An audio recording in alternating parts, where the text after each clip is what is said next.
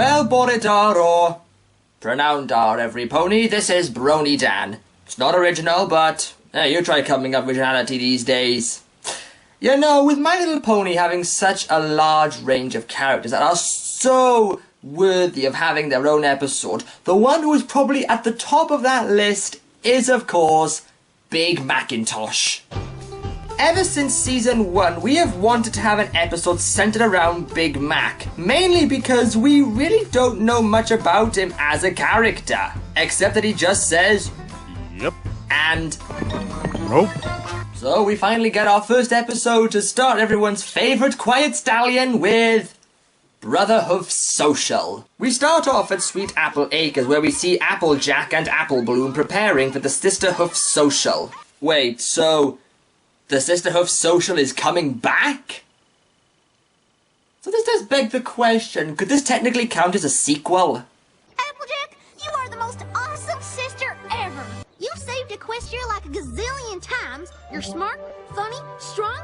Why, you're the best sister of all time! And yet some bronies still like to label you as a background pony. Fucking twats. So with Apple Bloom believing the sun shines out of Applejack's arse, Big Mac begins to feel neglected by his little sister. Come on, you can tell me. You feeling a little left out? Apple Bloom and I have been spending a lot of time together getting ready for the social. Now, one of MLP's strongest elements has always been creating relatable characters for the audience to hook on to, and I do think Big Mac's dilemma is quite relatable for people who do have more than one sibling.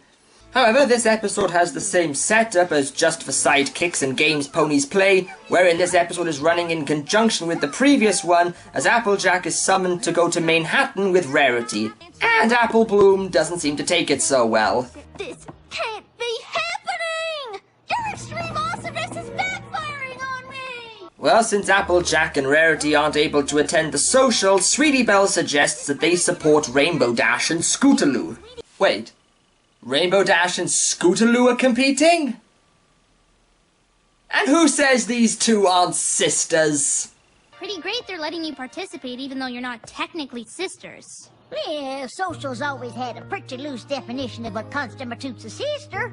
As long as you share a bond that represents the spirit of the social, you're in. So it's not really so much as a sisterhoof social and more of a sibling social. Somebody ought to bring that up at the next meeting. So with that information, Big Mac decides to help out Apple Bloom in any way he can. Turns out my long-lost cousin Orchard Blossom was able to make it last minute. Orchard Blossom? I don't think I've ever seen her before. Oh my god!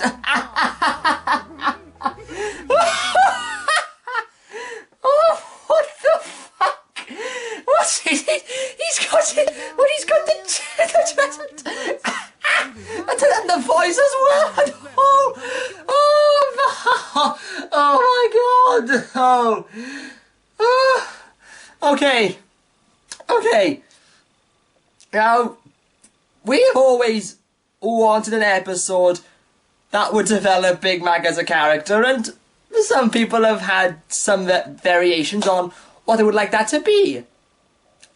But I can guarantee you, the one thing nobody requested or expected was Big Mac in drag.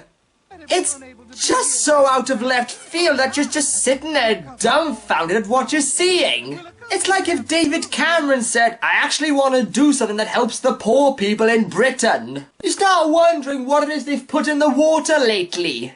So yeah, Orchard Blossom manages to get the judge's approval to take Applejack's place in the social with Apple Bloom. So you can imagine things are going to get a bit awkward. We all love our brothers and our fathers and mothers. We honor them like every family should.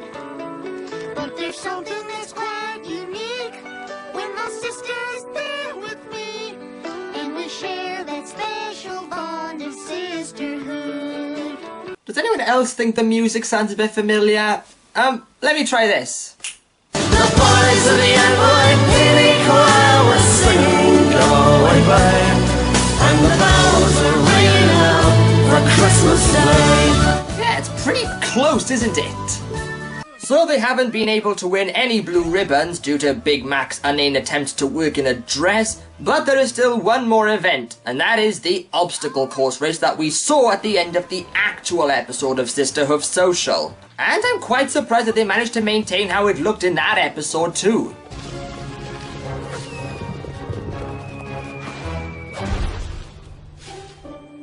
Dude, nearly killed last year's winners! But of course, the truth is found out and Big Mac is revealed to be... well, Big Mac. I should have known you'd eventually get busted for being a stallion. Oh no! We've known all along. The Sisterhood Social has always had a loose policy when it comes to what counts as a sister. We just wanted to see Big Mac make a tit of himself. However, they are disqualified for poor sportsmanship since, well, Big Mac destroyed the course in the process. I told you I should have just waited until the next social to win with Applejack.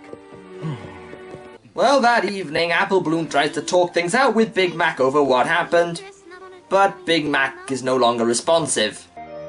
Okay. See you later, I guess. Apple Bloom, Yeah? He's talking. when you were little, you used to look up to me. Thought I was the best thing since Zap Apple Jam. Big Mac's talking! Things are different now. Applejack's the hero of the Apple family. Always rushing off to save Equestria. And I'm just here on the farm, doing chores, helping out the way I can. Nothing special, nobody's hero. I guess I just thought, oh, never mind. Here I am about to start blabbering on about my feelings. I guess I just thought if I could fill in for Applejack at the social and get you a blue ribbon, well, I could be some pony you looked up to again. Be your hero again. Even if it was for just a day.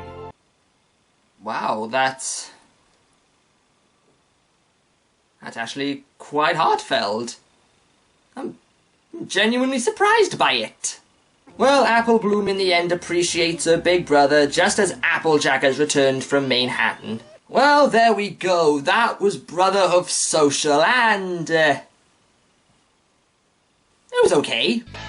Now, when I first watched the episode, I actually didn't like it, but I was encouraged by some friends to look at it again through their perspectives, and I'm glad I did. But that doesn't mean it's perfect.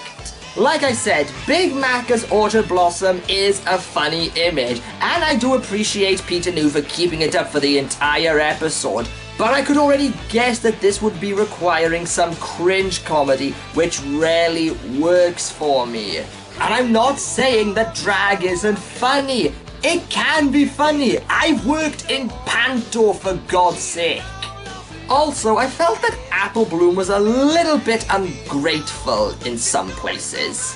Yeah, I know she had to play her part in the moral as well, but I just felt that she was too harsh on Big Mac, while all the while wishing she would have done this with Applejack. But the big turnaround was the ending, which really was one of the best moments in the entire series. I do like how the episode gave some character development to Big Mac, as well as delivering a good, strong moral, so I can give it that. It wasn't a fantastic episode, but, you know, I can see that their hearts were in the right place. This is BronyDan saying, Nostar.